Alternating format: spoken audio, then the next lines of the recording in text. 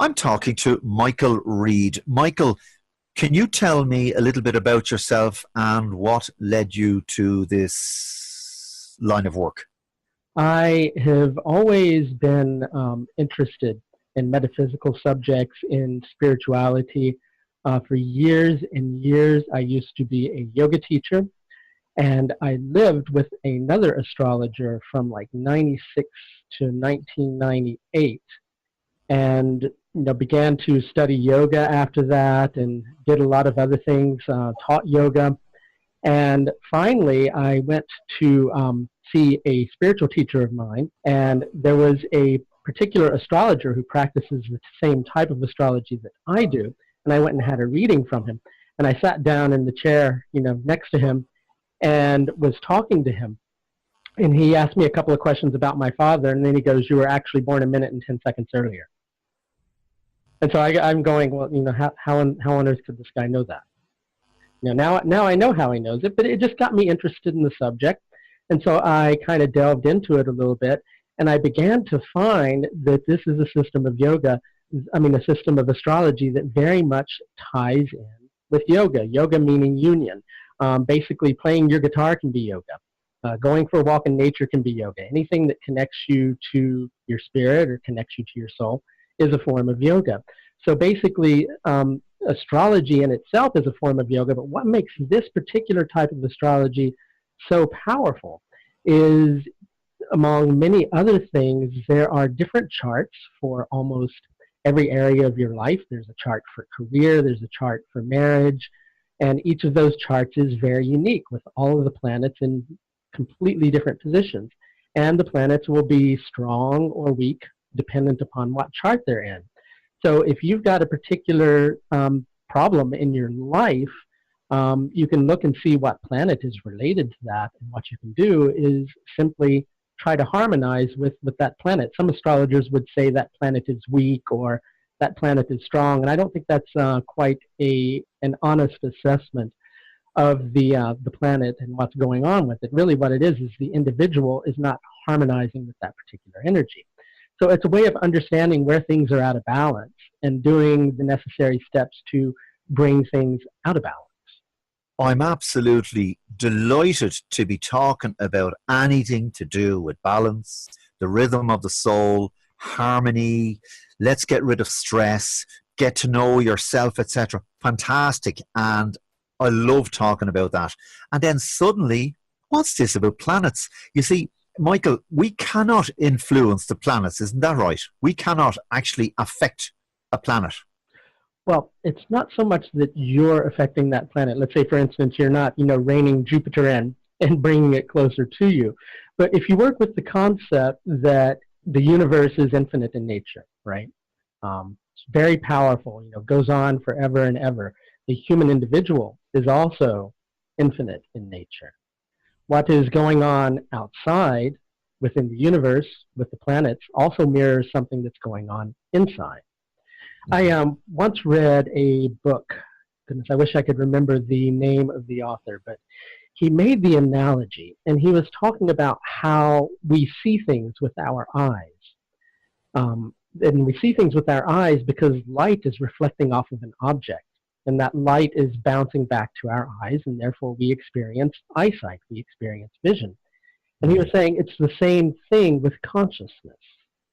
The light of our being or the light of our soul, expands outwards.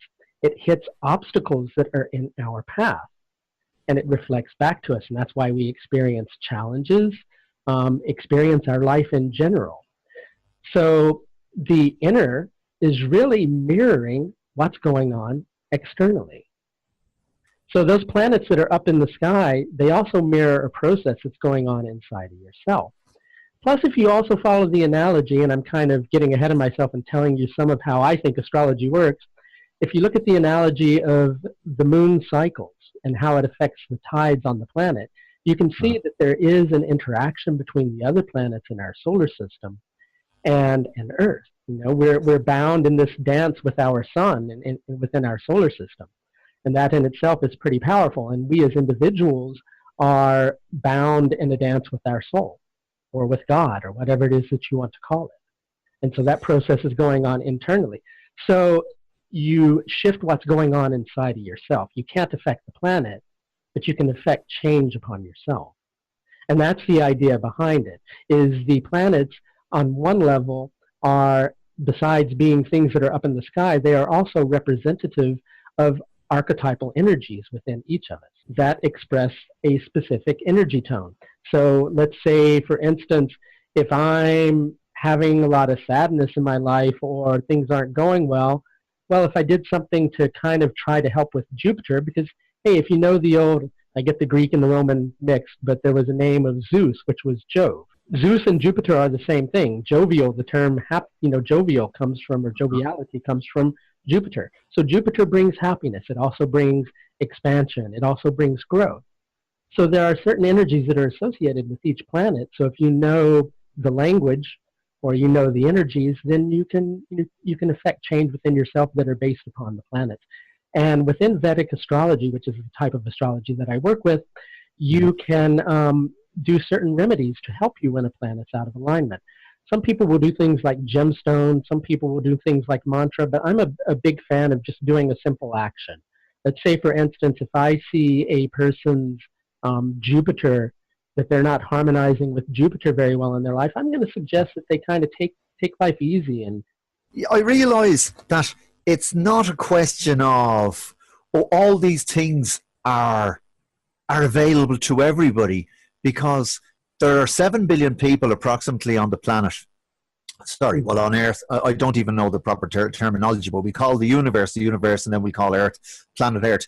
And there are 7 billion people. So really, I don't know if this is anyway connected to what you're saying, but as far as I'm concerned, 6.9 billion of those people are unaware of, I won't say of what you do, but maybe those 6.9 million people, they've no connection with the planets. They've no connection with astrology. They are just living, I won't say blindly, but they are not living according to your beliefs.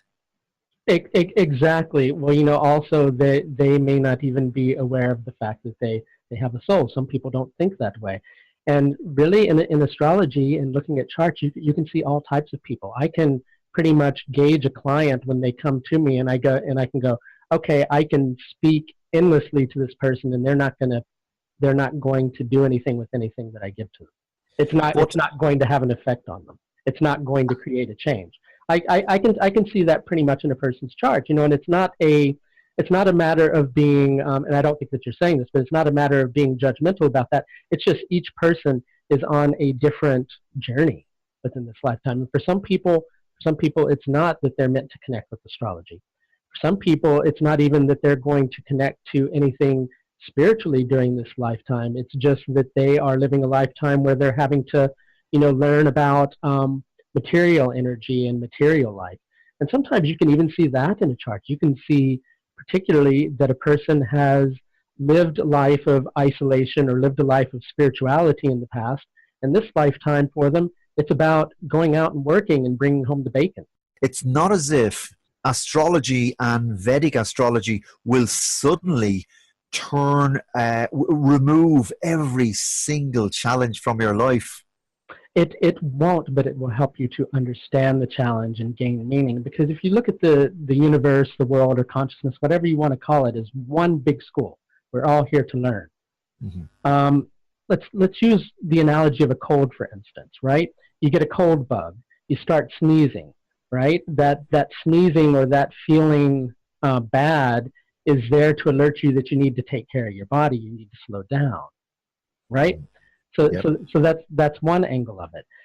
Similarly, we experience crisis, challenges, all sorts of things in our lives because we're meant to learn that there's something that's out of balance or some area of our life where we need to grow.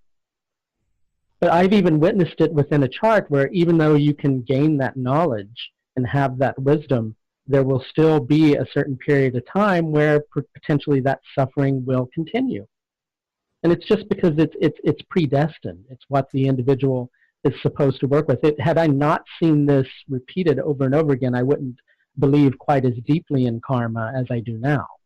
But you can begin to see it in a chart. And by karma, I don't mean, oh, you did something bad in a past life. I don't think it's necessarily a thing of bad or good. I think it's just a thing of souls that are here learning, and they're learning along different paths. But you were talking along the lines of some people are meant to have a hard time. Well, 9 times out of 10, if somebody's coming to an astrologer, they're coming to an astrologer because something's wrong in their life. What I experience more than anything else is people will come to me and they don't really want to know the truth. What they really want to know is they want me to confirm their fantasies. They're, dreading something happening, or they may want to meet their quote unquote soulmate, and they want me to say, well, this is going to happen to you at some point in time. But they wouldn't be coming to an astrologer if there wasn't a problem that is keeping that very thing from happening. So quite often, and I'm not meaning to, tell people that astrology readings are all gloom and doom. They're not. What it's about is, okay, your life's out of alignment. Things are going wrong in your life. Why is it out of alignment? What can you do? What is the universe? This is the way that I tend to approach my work, which is, what is the universe asking you to learn from this experience? Because then when you have that little bit of information, that little tidbit, and you understand what that's about, then your life begins to change. But the steps in the process will always ultimately involve self-acceptance. And part of self-acceptance is accepting what's going on in your life. You can never really change anything that's going on unless you accept it. And by accept it, I don't mean like it.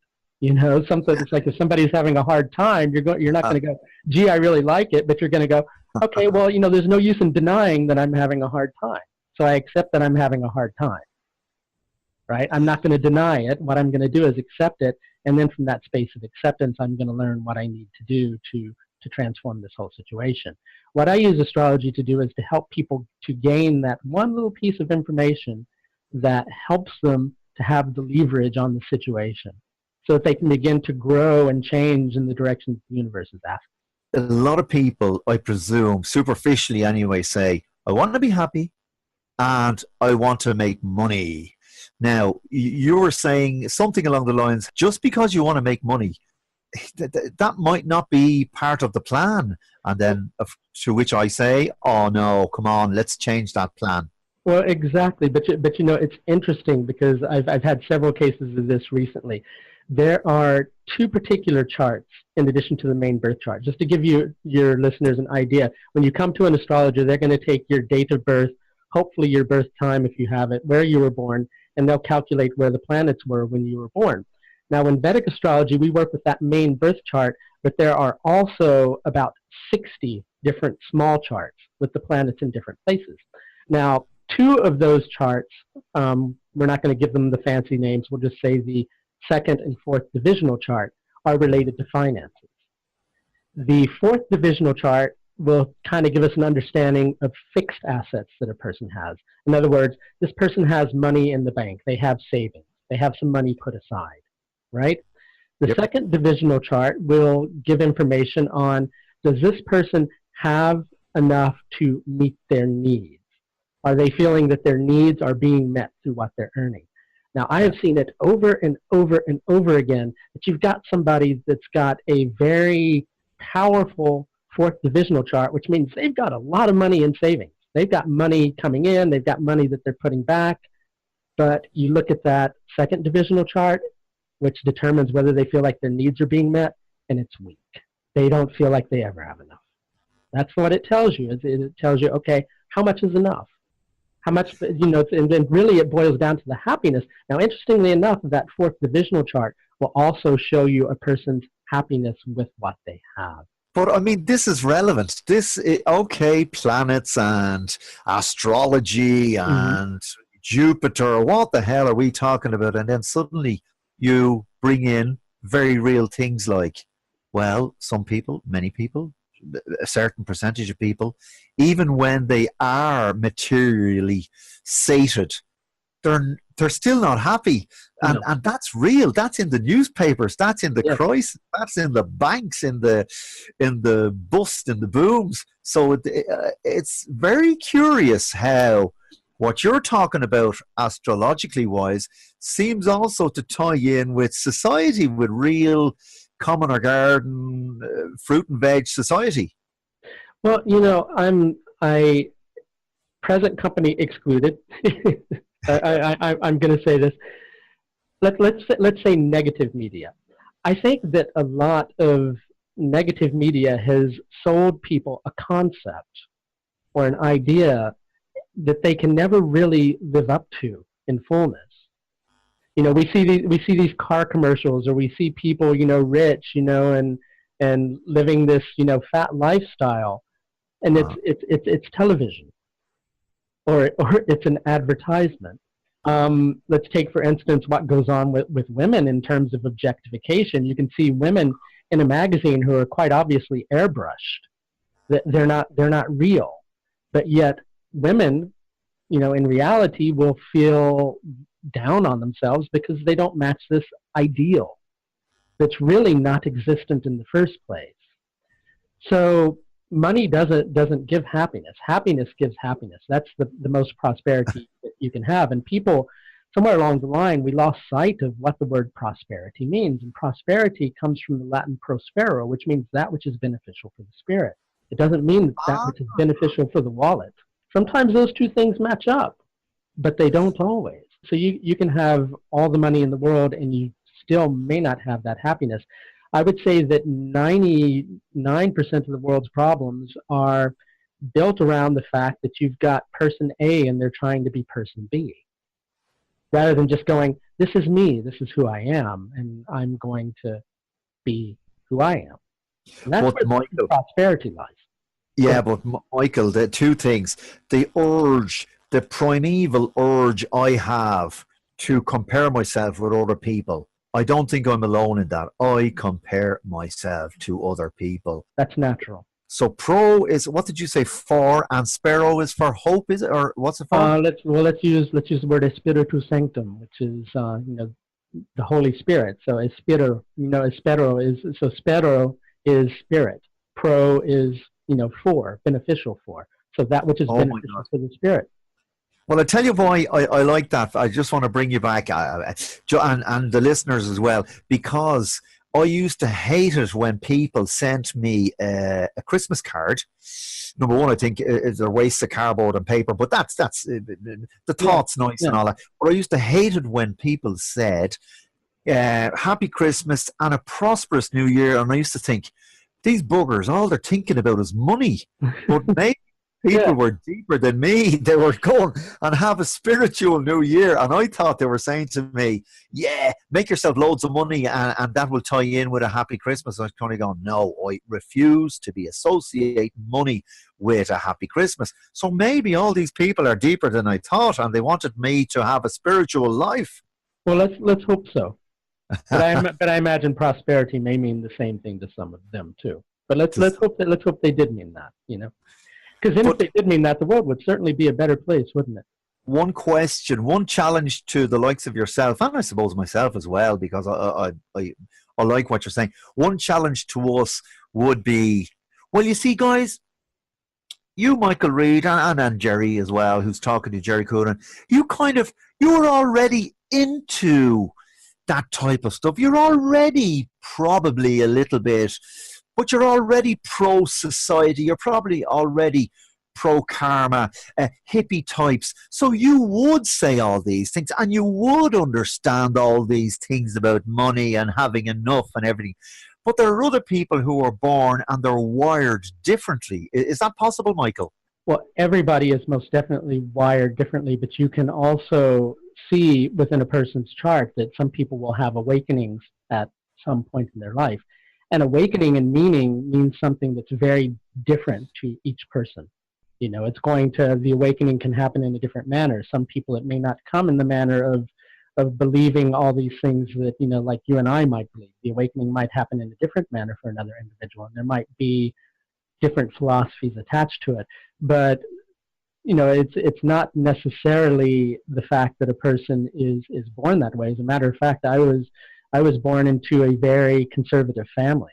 It just kind of developed on its own for me, and that's kind of how it happened through life experiences. And then touching on the financial side of that you're mentioning, I've been through a period of my life in the past where I've been homeless, and have lived, at the very bottom end of the spectrum, and learned quite a lot from those experiences about money, what money can do to people, how it can help society, but also how it can hurt people and just tear people down. Michael, before I get your name and address and website address for people listening, you have a gift. You have, I would call it anyway, you have patience to talk to people, to listen to people, to try to understand them, to guide them, to help to guide them. That's a gift. Do some of your callers have gifts perhaps as well, or how would you like to, if you like, end our conversation on that and connect it up to your work and astrology, etc.? How would you like to tackle that? Remarkable. Do some of my clients have gifts? Is that what you're asking? Yes. Oh, there are a lot of my clients who have very large gifts, who are exceptionally gifted. And, there are some of my clients who are exceptionally gifted and they don't know they're gifted, And you touched on a very good point there, which is, about listening to people. And that's 99% of it, is listening to people. I can take this chart, I can look at a chart, I can know these things about a person. But I would say that so much more happens when I listen to what the person is saying, because they'll speak certain things that give me cues about something that I might have otherwise missed in their chart. Mm-hmm. And it'll take me on a certain journey into that particular area of the person's chart. But, yes, people have, very profound gifts, and my job as an astrologer is I want to foster them connecting to those gifts and transforming those weaknesses into power. But we have to many times go through the vulnerability first before we can come into the potential. Because you're not going to come into the potential until you understand your weaknesses. If you can get through to people, and in your case with astrology, and explain to people, not just delete their problems or with a magic wand, but if you can explain to people why they're living through a certain experience, that really must bring a lot of relief to these people. If, it does. And I would also say that what I do with every session that I have with a client is I record the session. And I do that for a very special reason, because quite often people will, listen to me while we're in session, but they won't get everything. And I'd rather them go back and listen than take notes, because otherwise they're not going to pay attention. But I also find if people go back 6 months later and they listen to that same astrology consultation, they'll hear something that they didn't hear the first time. And it's because they weren't ready to hear it. It's a blossoming, it's an opening up. So, something can be said at one point and the person isn't going to get it, and something said at another point and the person gets it on deeper levels. So, you hit a tone with the person during the consultation and it does start to change, but then they may go back and listen several months later and they go, oh, wow, I didn't get that. And what I tend to do is I don't, sometimes I say things and I don't really know why I'm saying them. I'm just following the flow of it. I just know I'm supposed to say something at a certain time to somebody, so I do. Michael Reid. Michael, can you just leave us with contact details, please? Most certainly. My website is www.authenticastrology.com. That's authentic, as in real, authenticastrology.com. You can also find me on Facebook at Michael Reid Astrology. As well, you can email me at michael@authenticastrology.com. Thank you very much for talking to me. Wonderful. You too, Jerry. Take care of yourself. All right. Bye now. Bye-bye.